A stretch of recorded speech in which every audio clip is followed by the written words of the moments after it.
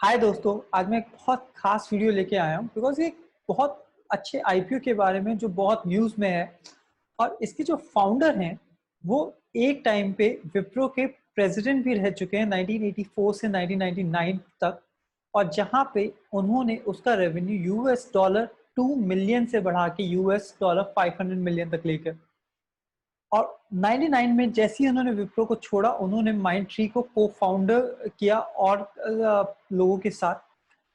और 2011 में उन्होंने हैप्पीएस्ट माइंड नाम की कंपनी को खोला। और अब 2020 में वो उसको आईपीओ लॉन्च करने वाले हैं। पर उनकी उम्र अब 77 ईयर्स है। तो अगर आपको ये जानना है कि इस आईपीओ में आपको इन्वेस्ट करना चाहिए या नहीं, तो बने रहिए आखिर तक इस वीडियो के। Some basic facts about this IPO. तो इसका प्राइस बैंड जो है 165 से लेके 166 पर शेयर रखा गया है। टोटल 4.23 करोड़ शेयर्स वो लाए हैं, जिसमें का मतलब है टोटल आईपीओ की वैल्यू 702 करोड़ है। और इसमें से 592 ऑफर फॉर सेल है। ये समझना बहुत ज़रूरी है। तो इसमें जो प्रमोटर्स हैं वो अपना स्टेक कम कर रहे हैं इस कंपनी में से। और 25% अशोक सुता जो इसके फाउंडर हैं वो कर रहे हैं, और दूसरे जो प्रमोटर हैं 75% वो अपना स्टेक इसमें से कम कर रहे हैं। और 100 करोड़ नया फ्रेश इशू जो कंपनी है उसमें से निकल रहा है, और टोटल मिला के 702 करोड़ ये ऐसे बन रहा है। अब अगर आपको इन्वेस्ट करना है तो आपको 90 शेयर्स मिनिमम लेने पड़ेंगे। तो 90 शेयर्स मल्टीप्लाई बाय 166, तो कुछ तकरीबन 15,000 का आपको वैल्यू में लेना ही पड़ेगा। और उसके बाद आपको 90 के मल्टीपल्स में ही आप शेयर्स ले सकते हैं। टोटल इसकी market cap after this IPO will be somewhere around 2438 crore. साथ में एक जो चीज आप नोट करने की है कि इसकी फेस वैल्यू 2 पर शेयर है। फेस वैल्यू का मतलब होता है अगर कंपनी सब कुछ बेच दे तो कंपनी ने इस शेयर की वैल्यू असल में क्या लगाई है कि वो दे पाएगी उसी वक्त, वो 2 रुपए है। तो that's very important to understand, क्योंकि एक नॉर्मल जब आईपीओ आता है तो वो मोस्ट ऑफ द टाइम्स 10 रुपए पर शेयर होता है, पर कंपनी ने यहाँ पे उसको 2 रुपए पर शेयर किया है। तो ये आपको नोट करने की बात है, जिसका मतलब है बहुत ज्यादा इसके शेयर मार्केट में होंगे जब आईपीओ लिस्ट होगा उसी वक्त भी। तो इस कंपनी को बात करें तो इसके 3 वर्टिकल्स हैं। सबसे पहले है डिजिटल बिजनेस सर्विस, दूसरा प्रोडक्ट इंजीनियरिंग सर्विसेज, और तीसरा इंफ्रास्ट्रक्चर एंड सिक्योरिटी सर्विसेज। अगर आप देखेंगे तो हैप्पीएस्ट माइंड्स कहती है कि उसका 97% of the revenue come from digital services. और ये बहुत इंटरेस्टिंग है क्योंकि उनका कहना है कि जबकि वो इंडिया में कंपनी है और इंडिया आईटी का हब है, but there is no comparison for them in the Indian space. कुछ जो कॉम्पिटिटर्स हैं उनके, कुछ बाहर की कंट्रीज में एक कंपनी जो सबसे बड़ी डिजिटल सर्विस स्पेस की है वो यूएस में एक कंपनी है। दूसरी चीज वो कहते हैं कि हमारे billing rates are higher than in comparison to a normal traditional companies like Infosys and TCS because of a quality of services and what we provide. तीसरा, ये एक ग्रेट प्लेस टू वर्क भी है। So they are trying to create a very conducive environment, और 2 साल से they have been in the great place to work.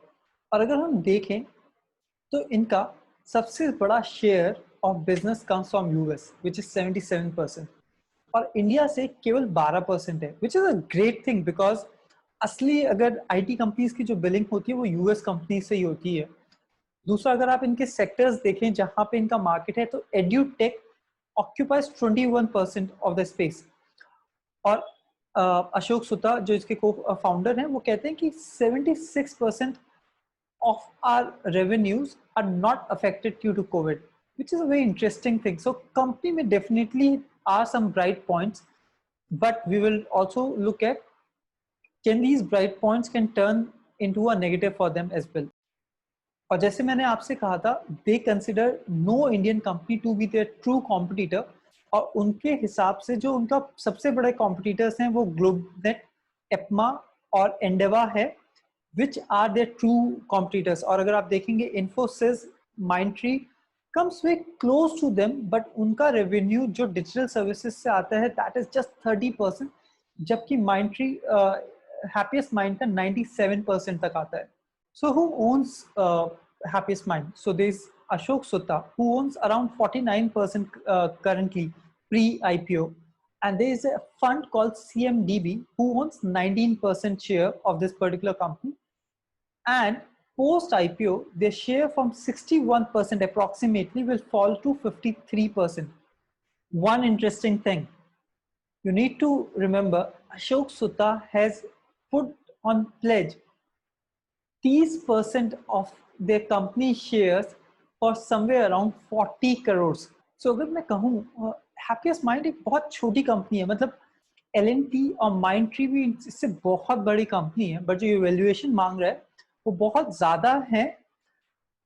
However, ये वो कंपनी है जिसके profit after taxes has grown tremendously, और अगर आपको एक ऐसी कंपनी चाहिए जिसको ROC और ROE बहुत अच्छे हैं, तो Happiest Mind has been able to show that it is able to deliver on those fronts. तो चलिए जल्दी से कंपनी के फाइनेंशियल्स देख लेते हैं फॉर द लास्ट 2-3 years. तो अगर हम देखेंगे, revenues has been growing from FY18 to in the first quarter of FY21 also they have done tremendously well. और अगर इसको खाली ओवरऑल ईयर पे कंप्यूट करें तो 708 करोड़ का बिजनेस वो इस बार कर पाएंगे. EBIT margins have also been improving drastically. To a large extent this is because of the lockdown, जिससे travel cost और वो सारी चीजें काफी फर्क पड़ा. But it's very interesting how they have been able to grow over the last 2-3 financial years. तो कुछ चीजें हैं जो इस कंपनी में वरी करने की हैं, और वो क्या है? पहली है, the promoter has pledged his shares 29%, which is quite high. So I feel that's one sign we need to be aware of कि ये pledge वो हटाते हैं या नहीं, और क्यों उन्होंने pledge किया था. Second is face value at the time of IPO already is ₹2. तो उन्होंने शेयर का की प्राइस बहुत पहले ही कम रखी है, which is not a good thing, जिससे मार्केट में बहुत ज्यादा डाइल्यूशन रहेगा स्टॉक का. तीसरा, जो इनकी डिमांड है वो FY20 के अप्रोक्सीमेटली 29 EPS पे हम फॉरवर्ड लुकिंग अर्निंग पर शेयर्स पे मल्टीपल हम दे रहे हैं. So which is quite high for a small mid cap company, जो मुझे लगता है थोड़ा सा एक्सपेंसिव है, because definitely you can't compare this company to other companies in the Indian IT space. But Mindtree, L&T Infotech, उनका PE भी इससे कम है. और last but not the least, US is the biggest market with 77% share, and with the November elections coming up, we don't know what will happen, and it can drastically affect the operations of this company. So I would say, if you believe Ashok Sutta and his commentary, and you believe in the digital space going forward, it's a decent stock to invest your money. But you should be worried about pledging the face value, the high valuation. So don't expect too high returns in a very short span from this particular IPO. Thank you.